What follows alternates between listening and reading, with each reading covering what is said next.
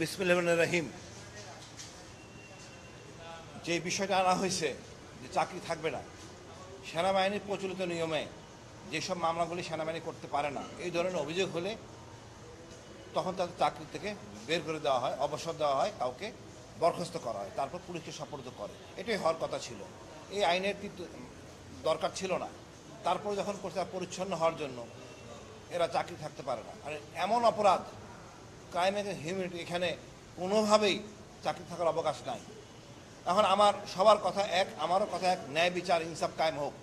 সেনাবাহিনী অপরাধী না, সেনাবাহিনীর গুটি কয়েক অসৎ সদস্য, বিপদগামী সদস্য শেখ হাসিনার প্ররোচনায় এই অপকর্মগুলি করছে। আমাদের পরিষ্কার হতে হবে, শুধুমাত্র আওয়ামী লীগ এবং শেখ হাসিনার জন্য আজকে সেনাবাহিনীর কিছু গোটি সদস্য বিপদগামী হয়েছে। আমরা ইনসাফ চাই।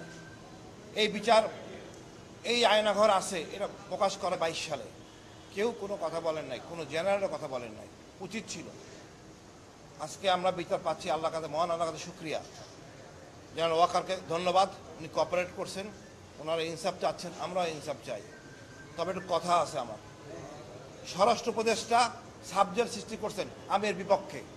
কোনো বৈষম্য চলবে না কারো সাথে। যে আইজিপি, মন্ত্রী, এমপি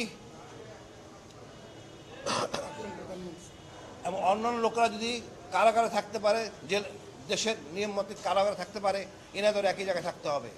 বৈষম্য করে বিচার হয় না। আমরা বৈষম্য চাই না। আমি তো মনে করি আয়নাঘরে রেখে এদের বিচার করা উচিত। তবে দেশের আইনের প্রতি শ্রদ্ধাশীল এই স্বরাষ্ট্র উপদেষ্টা আমাদের মধ্যে বিভেদ সৃষ্টি করে দিছে। আমি এর প্রচণ্ড ঘৃণা করি। উনি মানে কোন কাতারের মধ্যে পড়ে আমি জানি না। ওনাকে ডিভিশন দেওয়া হবে, অফিসারদের ডিভিশন নিয়ে থাকবেন। ওখানে কি আইজিপি নাই?